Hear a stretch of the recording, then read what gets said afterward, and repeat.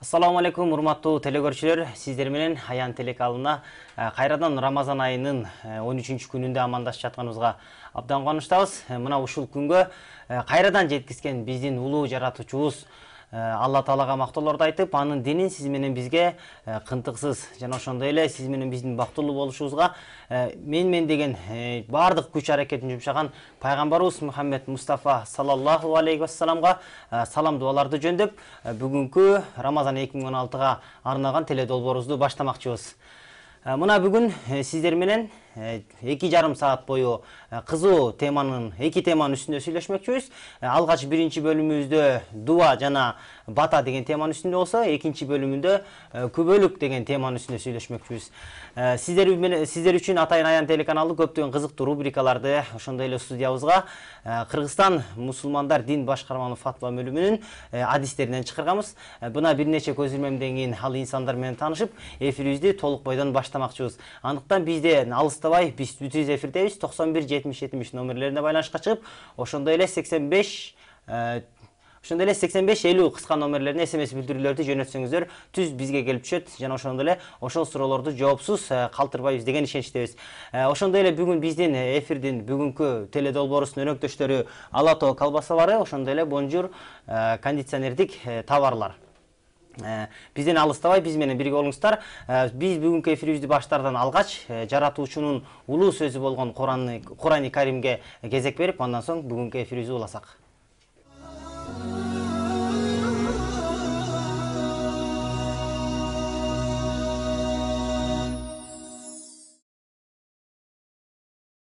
بسم الله الرحمن الرحيم يا أيها الذين آمنوا كتب عليكم الصيام كما كتب على الذين من قبلكم لعلكم تتقون Райымдуу, меримдүү Аллахтын ысмы менен. Эй ыйман келтиргендер! Силерден мурдагылар милдеттендирилгендей эле такыба болууңар үчүн силерге да орозо кармоо парыз кылынды.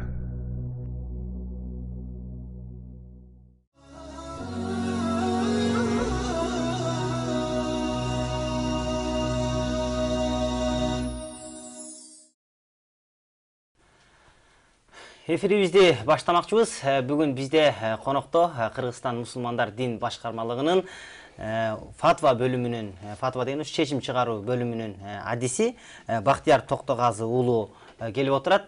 Мына агай, ассаламу алейкум, кош келипсиз. Ассалам. Орозо кандай өтүп жатат Рамазан айы? Жакшы, буюрса Кудайга шүгүр, жакшы эле өтүп атат. Рамазан айын жарымдап калыптыр, ушул кичине айырмасын айтып бербейсизби? Кандай пландар түздүңүз эле, же буга чейин эмне кылдыңыз, же мындан ары дагы кандай пландар бар? Өзү чын айтканда Рамазан айы аябай тез ылдамдыкта кетип атат. Мен бир 4-5 эле күн болду окшойт деп эсептесем, 10 күндөн ашып баратыптырбыз. Бирөө айткандай Рамазан акырындап шашпай узабайсыңбы десе дагы болбой зымарап Рамазан өтүп баратат да. Пландар дегенде эми биз көп иштерди аткаралы дегенбиз, бирок тилекке каршы баягы кызматта болгонго байланыштуу мындай кээде кол тийбей калып атат да, биз максат кылган иштерди бүтүрүүгө. Биз негизи көбүнчөсүнөн адам баласы келерки нерселерди айтып, сөзү менен айтып жүрөбүз да. Бирок ошол 13 күн болуптур, мынакей 13 күн бою сиз ушул олуттуу эмне иштерди кыла алдыңыз Рамазан айында? Эми мен баягы кызматка байланыштуу ушу кызматтагы эле пландаштырылган иштерди аткарып атам да. Андан өзүмө жеке катары жеке пландар ишке аша элек да. Азыр жасап атабыз, эми кылып атабыз, бирок ушу Рамазан ай бүткөнгө чейин бүтүрүп калалы деген. Эми мурдак айлардан ушул айдагы ибадаттагы өзгөчөлүктөрүңүздөн бир аз сөз кылсаңыз. Өзгөчөлүктөрү ошол Куран окуганга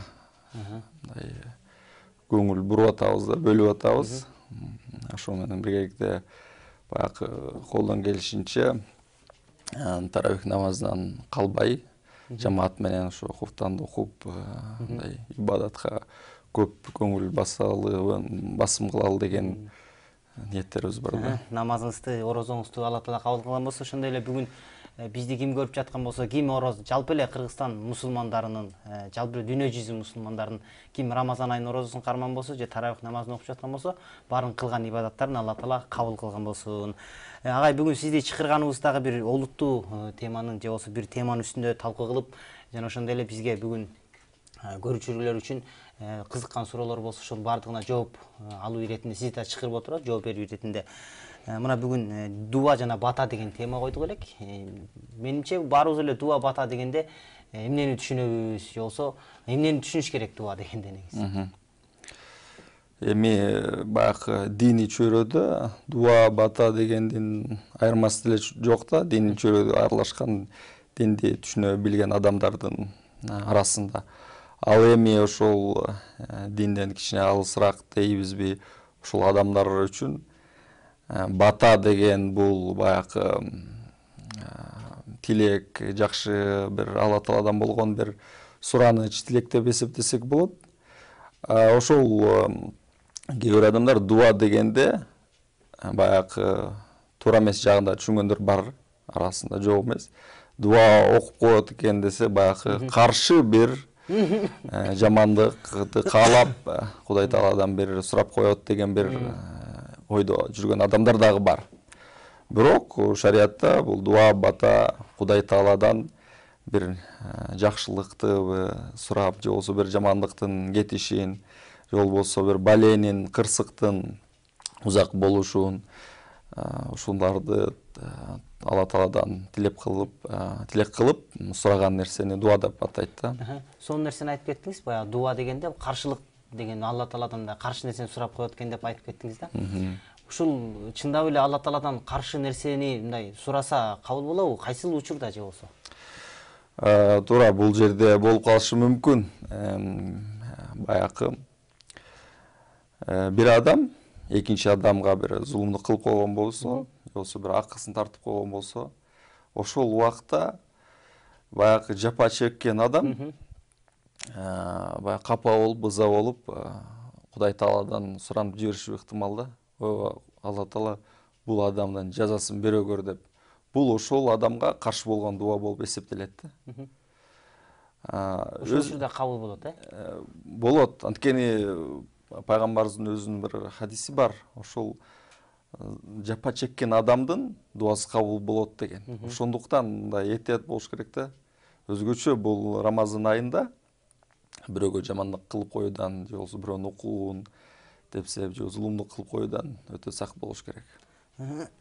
Ошо негизи дуа дегендин дагы мындай шариатта кандай түшүндүрмөсү бар, же болбосо бир кайрылуу деп да түшүнөт экенбиз дуа дегенди. Ушул бир аз ушул шариат боюнча же болбосо түптүү мааниси кантип которулган, ошо боюнча бир аз. Дуа дегени бул арабчасы дуа деген сөз, эми кыргызчада дуа деп айтылып калат. Бул эмне? Кудай Тааладан тилөө, суроо деген маанини түшүндүрөт. Пайгамбарыбыздын хадиси бар, бул туурасында сөз. Дуа деген бул ибадат дейт. Демек, баягы намаз, орозо, зекет сыяктуу дагы бул дуа дагы Кудай Таалага болгон бир ибадат да. Ошол ибадаттын дагы өзүнүн шарттары, талаптары бар. Талаптарын айта турган болсок, мисалы үчүн дуа кылган адам кандай болуш керек дей турган болсок, баягы эң негизгиси эле жегени, ичкени, кийгени бүт адалдан болуш керек. Бул негизги талаптардан. Себеби пайгамбарыбыздын бир ушул туурасында айткан хадиси бар. Эгер кимдин тамагы, ичкени, жегени, кийгени арам болсо, анын дуасы кантип кабыл болмок эле деген. Демек, бул биз ушул хадистен түшүнөбүз. Биздин жегенибиз, ичкенибиз, кийгенибиз бүт адалдан болуш керек. Ошондо биз сурасак Алла Тааладан, ошондо буйрса кабыл болот да. Тилегибиз, ойлорубуз, максаттарыбыз. Демек, ошол дуанын кабыл болушу дагы жаратуучуга кайрылуунун кабыл болуусу дагы Курандагы улуу саат берилген нерселерди кылуудан улам адал, Ооба. Агай бир аз уруксат берсеңиз, бизде атайын көрөрмандар үчүн кызыктуу оюндарды дагы уюштурдук элек, викторина суроолорду көрөрмандар үчүн. Мына ушул викторинага бир аз кезек берип, андан соң бүгүнкү эфирибизди кайрадан улансак.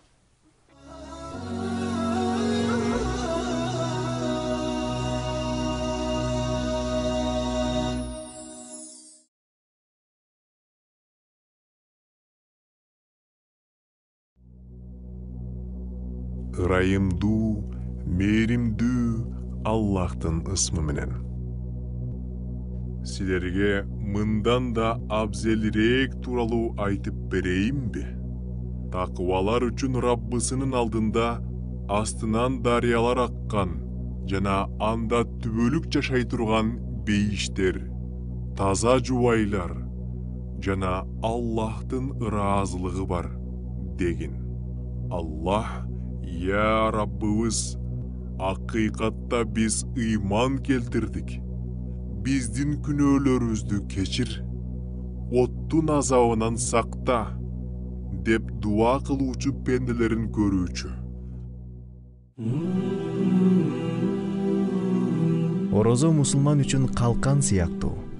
Ошондуктан бирөөңөр орозолуу болсоңор жаман сөз сүйлөбөсүн, беадеп иш кылбасын. Эгерде бирөө аны тилдесе же урушмакчы болсо, ага жөн гана «мен орозолуумун» десин.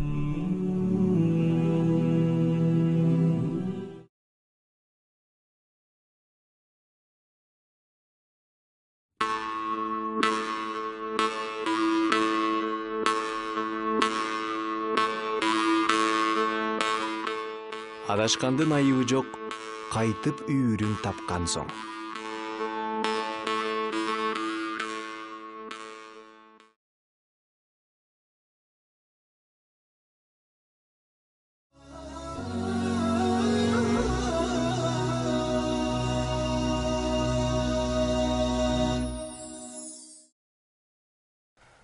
Бүгүн 19-июнь жекшембе, улуу Рамазан айынын 14-күнү дагы кирип келди. Бул деген сөз Рамазандын жарымы дээрлик бүтүп калды. Аллах Таала буга чейинки кылган бардык ибадаттарыбызды кабыл кылган болсун, жана дагы туткан орозолорубузду кабыл кылып, акыр кыяматта өз бейишинен орун берсин деген тилек менен Аян каналында кайрадан викторина сиздер менен. Жана мен Нурмат Турдумат уулу. Ассаламу алейкум.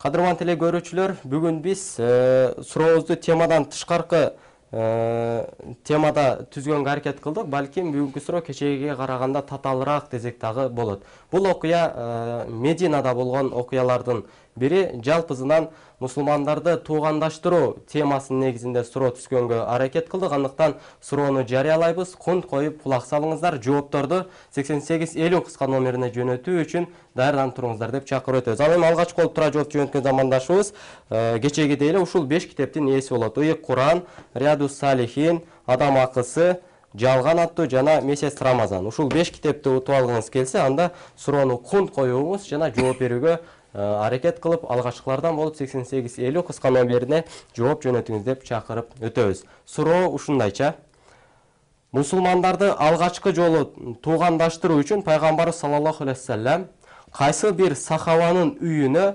90дон дегенибиз меккелик мусулмандардан жана мединалык ансарлар менен мухажирлерди топтоду.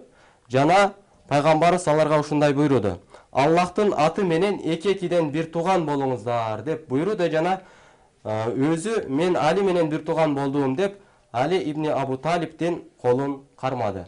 Суроо: пайгамбар саллаллаху алейхи вассалам мухажирлер менен ансарларды бир туугандаштыруу үчүн кайсыл сахабанын үйүнө жалпы сахабаларды чогулткан эле? Тактап айтканда 90дон сахаба чогулткан деп келет. Демек суроо пайгамбар саллаллаху алейхи вассалам кайсыл сахабанын үйүнө мухажирлер менен ансарларды чогултуп бир тууган болууну буйруган эле. Демек жоопторду 8850 кыска номери аркылуу кабыл алабыз. Жана алгачкы болуп тура жооп жөнөткөн замандашыбыз жогоруда айткан ушул Куран, Риядус Салихин, Адам акысы, Жалган жана Месяц Рамазан аттуу ушул 5 китептин ээси болот. Кудай буйрса албетте.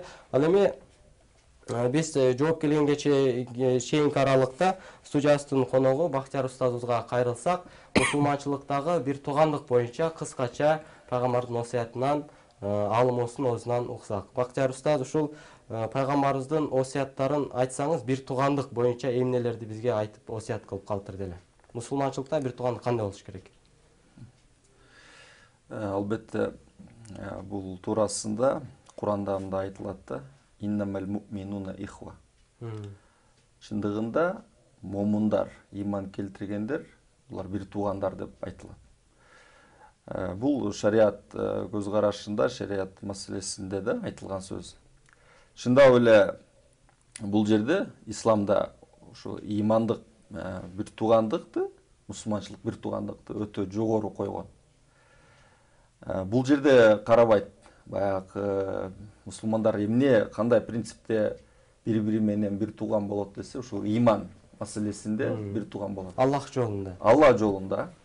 Бул жерде баягы улутуна да карабайт. Өңү түсүнө да карабайт. Байлыгына да карабайт, анын социалдык, экономикалык бардык тарабына карабайт. Эң биринчи турган даража бул иман маселеси. Бул Кудайга ишенип, ла иляха иллаллах Мухаммад Расулуллах деп, мен мусулман болдум деп турдубу? Айттыбы? Бул адам мусулман, момун.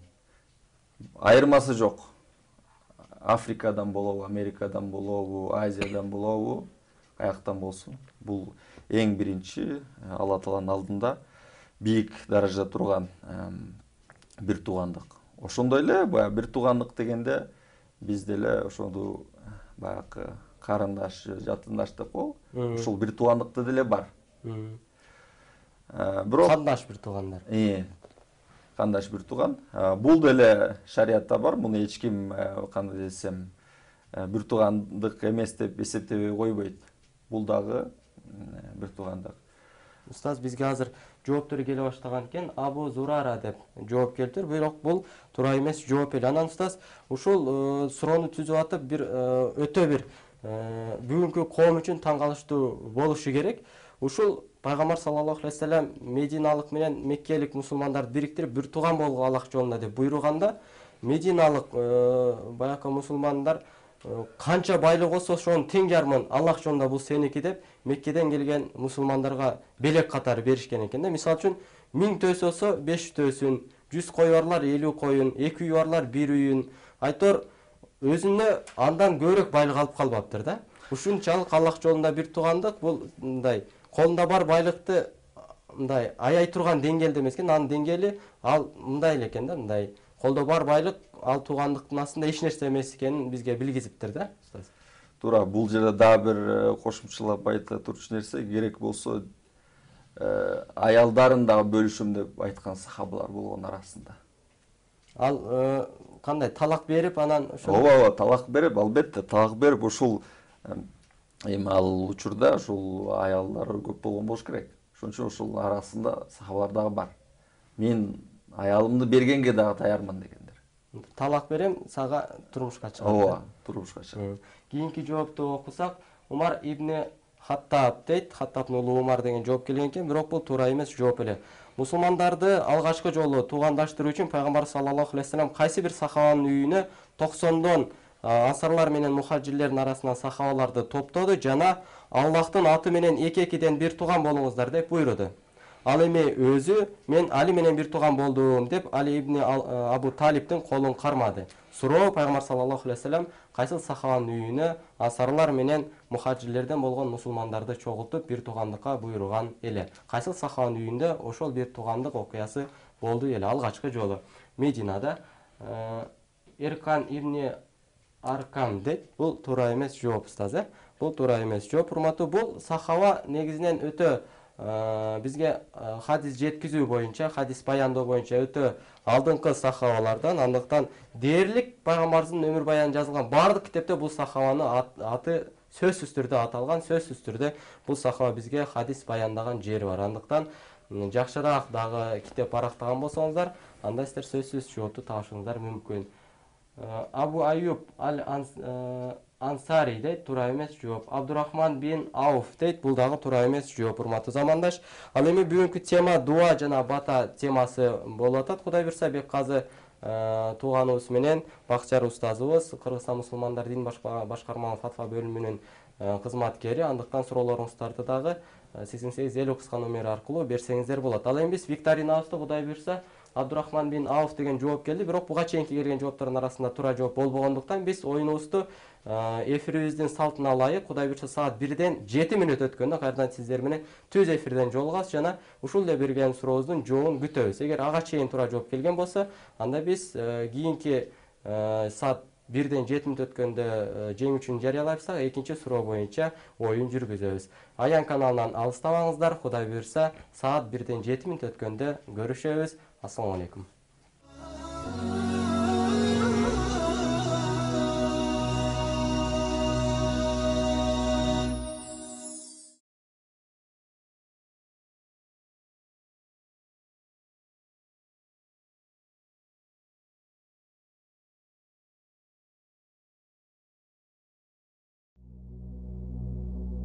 Ырайымдуу, мээримдүү Аллахтын ысмы менен.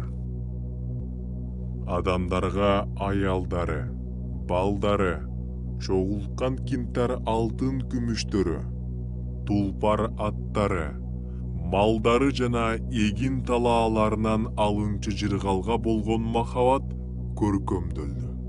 Булар өтөр дүйнө жыргалдары, кайтууга эң сонун жай Аллахтын гана алдында. Ибадаттар куш болгонунда анын эки канаты сөзсүз орозо менен намаз болмок. Яхья бин Муаз.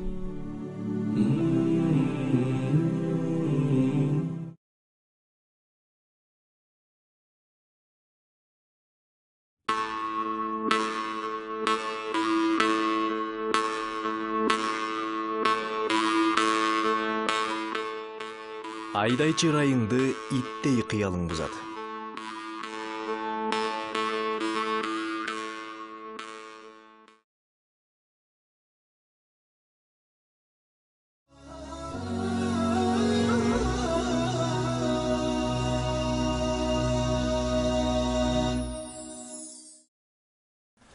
Бир тууганчылык маселени көтөргөн урмат бир тууганыбызга да терең ыраазычылык билдиребиз. Абдан кызыктуу суроолорду түзүп, көптөгөн маалыматтарды бизге берип жатат.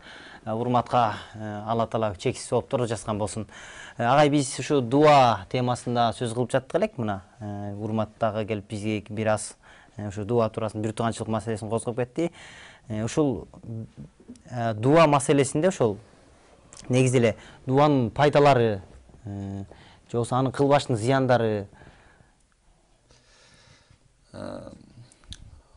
өзү Кудай Тааланын, Алла Тааланын гони деген сыпаты бар да. Алла Таала бай, эч нерсеге муктаж эмес деген.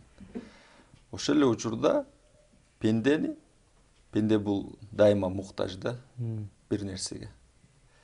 Ошол эң негизгиси эле баягы туура жолго, идаятка, иманга муктаж. Ошондуктан дайыма ушул пенде Кудай Тааладан сурап туруш керек, тилеш керек.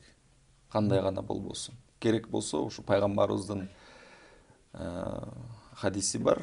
Керек болсо бул бут кийимиңдин боосундагы сураганга чейин Кудайдан сурап ал дейт. Сураш керек. Бирок баягы муну айтканда баягы биз түшүнбөшүбүз керек. Демек иштебей эле Кудай Тааладан сурай берсек, Кудай Таала берет деген. Жок, бул нерсенин алыспыз. Иштеш керек, ошол эле мезгилде сураш керек. Адал эмгек кылыш керек, аракет кылыш керек, анан сураш керек.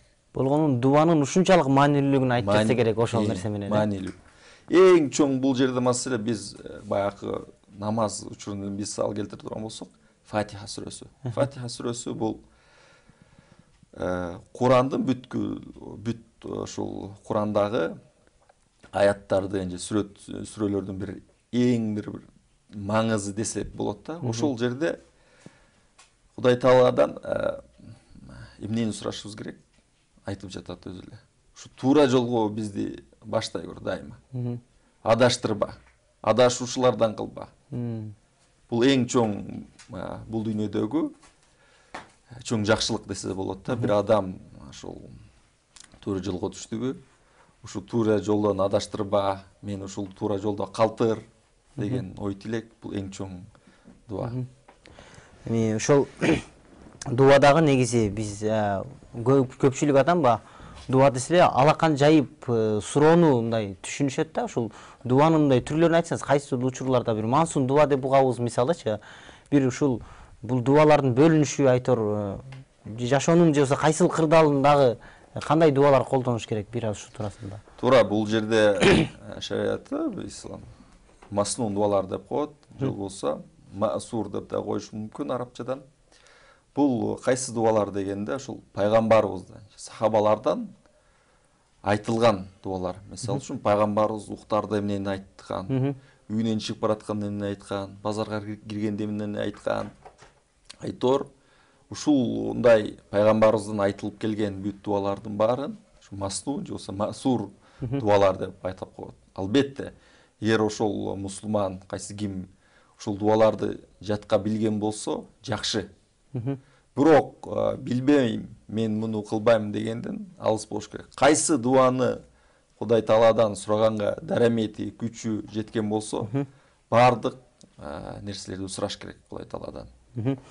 Агай абдан жакшы нерсени айттык. Бир аз да ушул дуа туурасында көчөгө чыгып адамдардын түшүнүгү дуа деген эмне, же дуанын бир касиетине ишенесизби дегендей сурамжылоо болду эле. Элдер кандай түшүнөт экен? Ошол жөнүндө бир аз иликтөө болгон, ошого бир аз көңүл буруп, андан соң бүгүнкү эфирибизди уласак.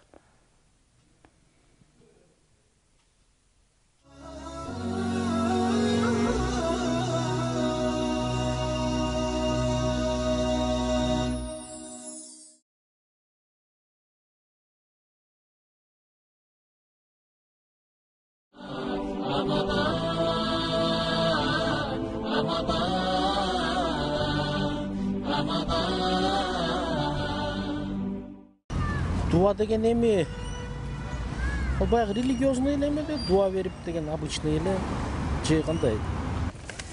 Кандай дуа деген? Ой, дуа деген эми мен түшүнүгүмдө илгерки мурунку кишилерден укчумун. Алар ошо дуа салганда кадимкидей ооруп аткан киши эметип кетчү. Алар чанда киши болчу. Азыр ар бир эле 5-чи киши молда болуп атыптыр го. Алар кантип түшүнөт? Эми бул жаратылыштын мындай курулуштардын баарын адам изилдеп бүтө элек. Бирок ишенем мен. Кудайга ишенем. Жаратылышты ошол. Дуа да Кудайдан суранасың, тилек да Кудайдан тилек. Сиз дуанын күчүнө ишенесизби? Ооба, ишенем. Алла Тааламан дуа кылып жакшы нерселерди сураган ошол дуа. Билбейт экен. Дуа деген кандай түшүнсөк? Дуа деген немеге болгон сураныч болсо керек дейм. Просто, наверное, пожелание, да? Дуа сурайсың го, бата сурайсың Алладан. Ошону дуа дейт. Сен мисалы намаз окуп атканда дуа. Өзүнүн мисалы эмелери, сүрөлөрү бар. Сүрөлөрүн ошо дуаларын акырында намаз окуп бүткөндөн ошо дуаны айтып туруп, омен кылып, ошо кетип атканда, мисалы жума намазга барасың, эле 5 убакыт намаз окуп атсаң, ошо дуасын эң акыркысына айтсаң болот.